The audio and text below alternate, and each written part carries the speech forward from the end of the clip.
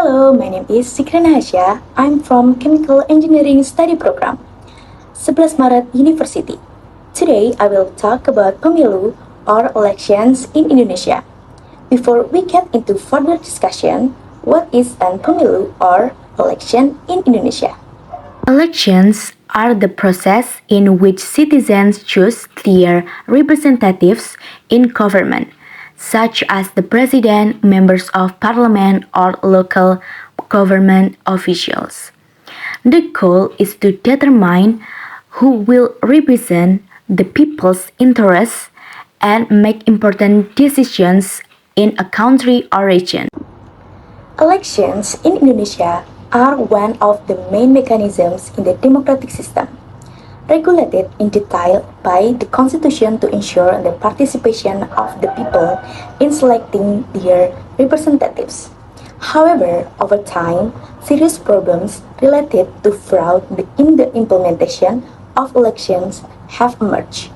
The question is the election process in Indonesia in line with the Constitution even though there are still irregularities in its implementation? Point 1. Constitution and Principles of Democracy. The Indonesian Constitution, namely the 1945 Constitution, asserts principles of democracy, including justice, freedom, and transparency in general elections.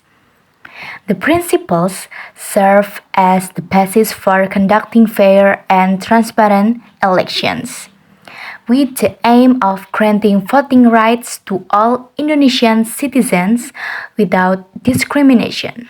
Point 2. Reality of fraud in elections. Despite the democratic principles outlined in the Constitution, in practice, there are still many cases of fraud in the conduct of elections in Indonesia. Instances of fraud such as vote buying, data manipulation, intimidation of voters and witnesses, and abuse of power still occur frequently. This undermines the integrity of the democratic process and threatens the legitimacy of elections results. Point 3. Challenges in upholding the Constitution. One of the main challenges in upholding the constitutional principles in elections is the lack of effective oversight and robust law enforcement against perpetrators of fraud.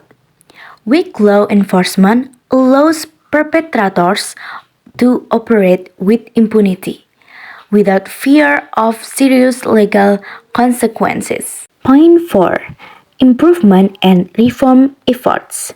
Nevertheless, various efforts have been made to improve the electoral system and reduce cases of fraud.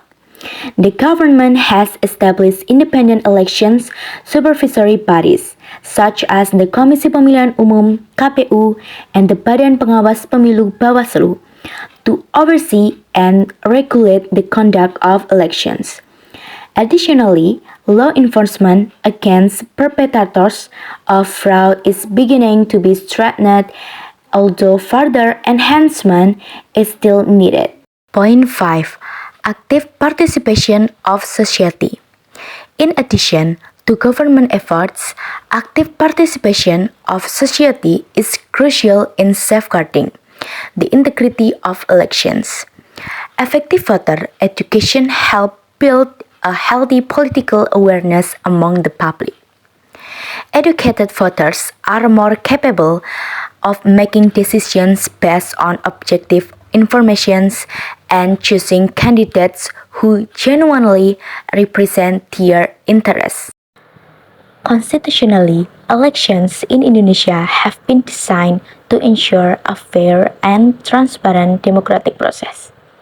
However, the reality on the ground indicates that there are significant challenges that need to be addressed, particularly concerning malpractices that undermine the integrity of elections.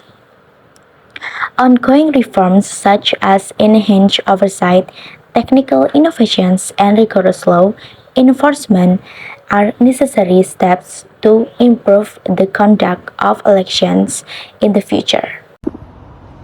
Active participation from society must not be underestimated, as they play a crucial role in ensuring that this democratic process functions effectively.